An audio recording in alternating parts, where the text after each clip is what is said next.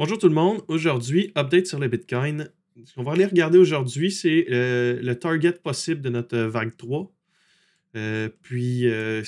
Aussi le scénario là, que je vous ai parlé dans les autres vidéos où finalement le prix s'y chuterait là, sur les niveaux qu'on a plus bas.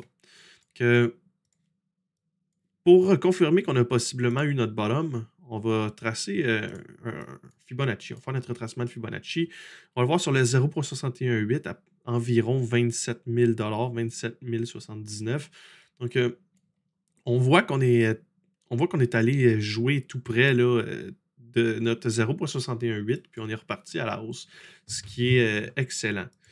Généralement, les marchés vont faire du 0,618. En tout cas, le Bitcoin aime beaucoup faire ça, de passer du 0,618 au 1,618.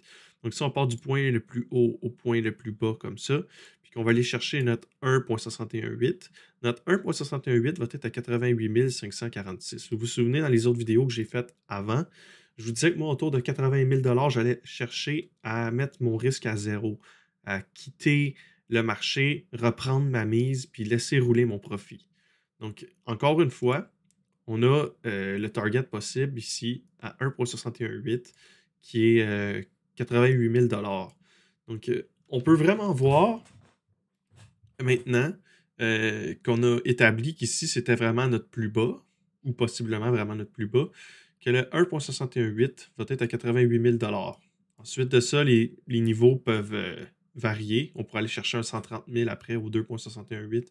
Le Bitcoin aime vraiment beaucoup, beaucoup, beaucoup aller au 2,618. Donc, moi, je crois que ça va ressembler à ça, notre Elliott Wave. Donc, notre Elliott Wave devrait ressembler à vague 3 qui va aller toucher 88 000 Ensuite de ça, on devrait avoir un retracement, comme ça ici. Le retracement devrait aller nous mener sur soit 0.236, 0.382, 0.5 ou 0.618. Puis ensuite, nous donner notre vague 5. Donc, si on y va avec un shallow pullback comme ça, on y va avec un petit pullback comme ça, 0.618 devrait donner un Bitcoin à 100 000, 120 000, 140 000 ou 151 000. L'Elliott Wave qu'on se présente en ce moment, c'est rien de hors du commun. C'est tout ce qu'il y a de plus plausible là, en ce moment. Si on va regarder sur un time frame un petit peu plus petit, on zoome un petit peu sur le graphique, ce qu'on voit, c'est qu'on a eu ici notre vague corrective A, B et C qui a formé notre vague 2. Donc ici, vague 1, vague 2, puis notre vague 3 qui devrait, je crois, aller nous porter à 88 000 environ. On a encore une fois dans notre vague, on a 1, 2, 3, 4 et 5, disons. Je ne sais pas exactement ce que ça va donner ou comment ça va le donner. Mais ce que je peux vous dire, c'est que si on fait ça comme ça ici, on a actuellement touché là, le 3,618. Donc, possiblement qu'on va avoir une correction temporaire.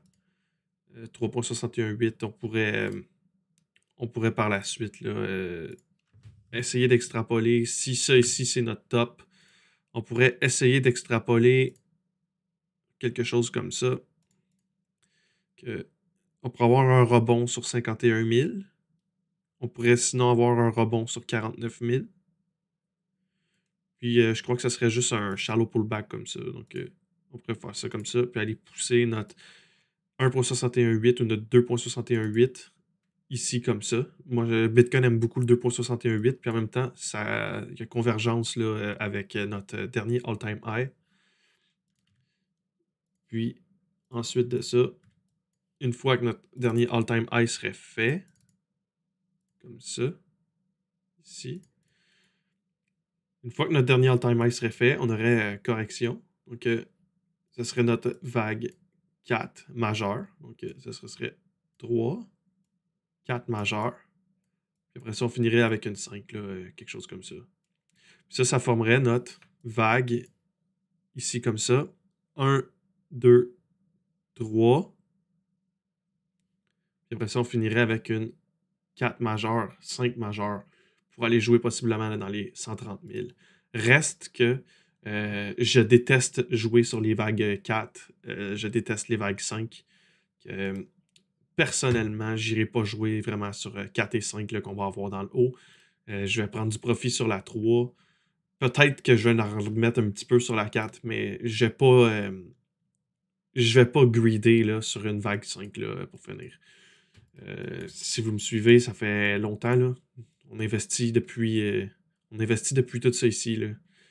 Qu'on sorte là ou qu'on sorte là, c'est sûr que c'est toujours plaisant de sortir plus haut, mais qu'on sorte sur ce niveau-là ou qu'on sorte sur ce niveau-là, ça dérange pas vraiment. Ce qui dérange, c'est de manquer l'opportunité qu'on va avoir en bear market, de gonfler nos portefeuilles, doubler, tripler, quadrupler nos sommes de Bitcoin.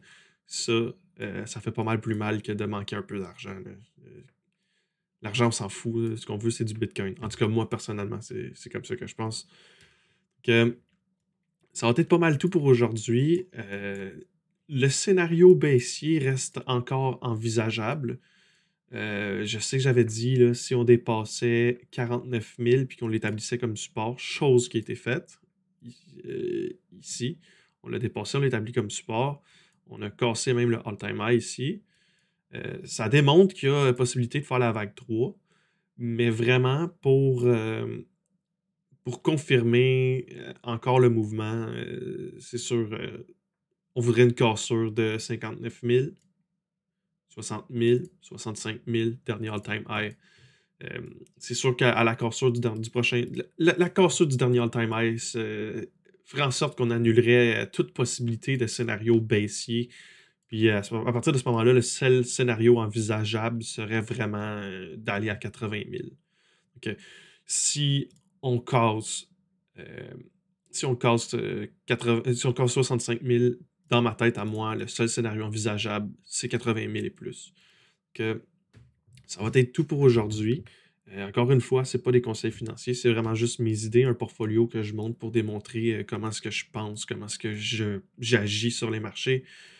Puis, si ça peut vous aider, tant mieux, mais je suis aucunement responsable pour les décisions que vous prenez. Sur ce, bonne journée.